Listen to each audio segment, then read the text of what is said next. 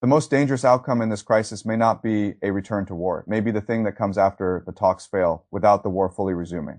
That is where the story begins, not with a missile, not with the boarded cargo ship, not with the absent delegation, with a colder possibility, a world in which there is no real agreement, no true peace, no complete return to war. And yet almost every structural pressure that created the crisis stays alive. That is the scenario the file keeps pointing toward, and it is the one people should fear most, because it looks quieter than war while preserving most of the machinery of the next war. That is the master axis, a no-deal new normal, not breakthrough, not breakdown.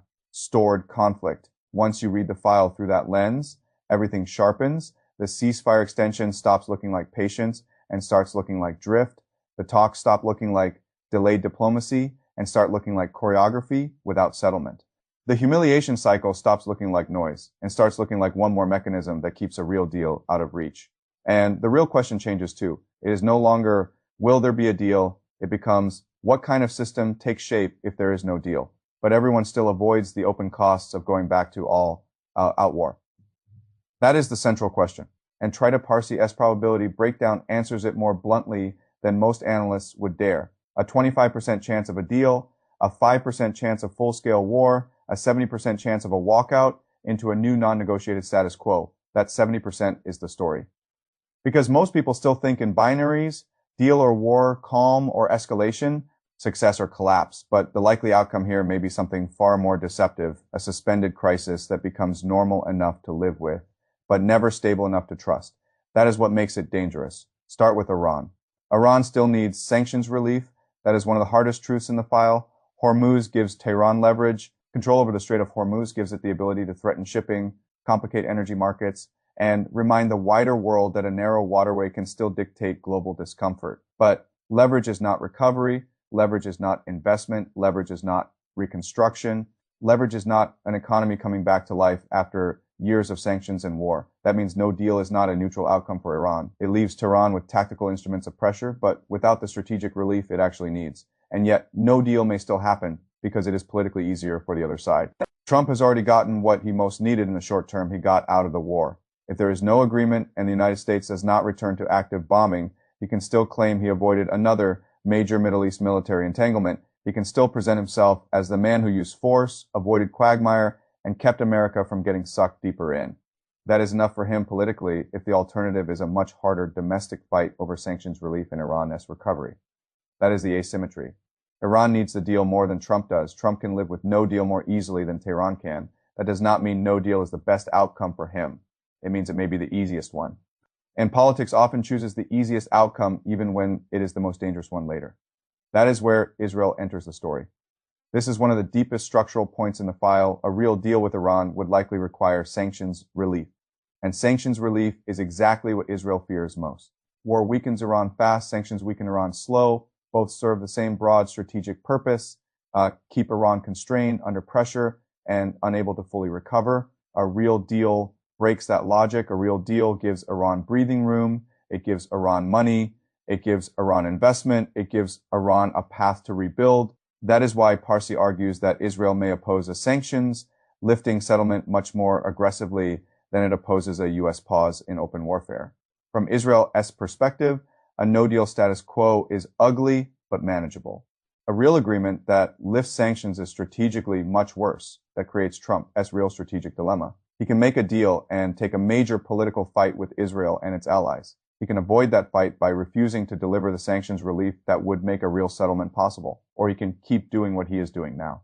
Exaggerating progress, floating optimism, blaming Iran for reversals, and holding the process in a vague space where there is always almost a deal, but never a deal solid enough to change the structure. That last path may be politically ideal for him, and that is exactly why it is strategically dangerous. Because the no deal outcome preserves the whole pressure architecture. Iran still controls Hormuz. The United States still has incentives to maintain maritime pressure and sanctions. Israel still has every incentive to sabotage any drift toward normalization. The Gulf states still have to live beside an unresolved confrontation. Global markets still have to price the possibility that every new maritime incident can become a strategic signal.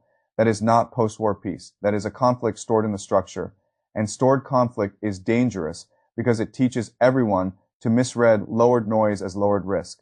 It is not lowered risk, it is reorganized risk. That is why the boarded cargo ship matters so much, not just because it is provocative, because it is a glimpse of what the new normal could look like if no deal emerges. Not full war, not full calm, a lower intensity, coercive environment in which ships are seized, sanctions remain, public humiliation continues, and the basic instruments of pressure stay active enough to keep the whole relationship unstable. That is why the phrase suspended crisis matters more than frozen conflict. Nothing here is really frozen. The machinery is live, the sea lanes are live, the sanctions regime is live, the Israeli veto is live, the Iranian need for relief is live, the possibility of miscalculation is live, everything that matters is still moving. It is just moving inside a quieter form than war. And that is where Hormuz becomes central again, because Hormuz is what turns this from a bilateral diplomatic failure into a global systemic problem. 1/5 of the world, S-oil and LNG, passes through the strait. The moment a no-deal status quo hardens, every future seizure, every threat, every hint of closure or pressure sits inside a corridor whose instability spills directly into energy costs, shipping insurance, freight risk, inflation, and politics far beyond the region. That means the no-deal future is not just a US-Iran problem. It is a world economy problem. And once outside actors begin paying more of those costs, they stop remaining passive observers. That is why China matters. That is why Gulf governments matter. That is why every state sensitive to oil prices matters. The no-deal new normal may look quieter than war, but it keeps exporting pain into the wider system in a way that can draw more actors into the logic of the crisis, whether they want it or not. That is another reason it is so deceptive. It feels manageable until the costs spread too far. The File S comments on Lebanon point in the same direction. Parsi argues that Iran's interest in a Lebanon ceasefire was partly a test of Trump. Can he actually restrain Israel? Can he deliver an environment in which a US-Iran understanding means something in practice? Or is Washington promising de-escalation while Israel remains free to reopen other fronts at will? That question matters because Tehran is not only bargaining over terms, it is bargaining over credibility. A deal with Washington is worth less. If Tehran believes Washington cannot actually enforce the wider strategic environment needed to sustain it, that makes the no-deal scenario even stickier. It requires less trust than a real agreement, less discipline than a real agreement, less political courage than a real agreement.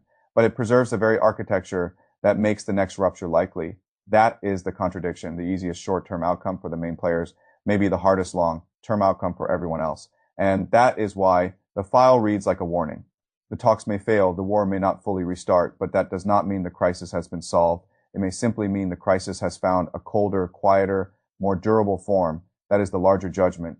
The real danger is not only that Trump-Iran talks may fall apart, it is that their failure may leave behind a no-deal new normal in which sanctions still bite, Hormuz still threatens, Israel still resists settlement, Iran still cannot rebuild. And every future incident sits inside a system already prepared to turn pressure back into escalation. That is not peace, it is war stored in the wiring.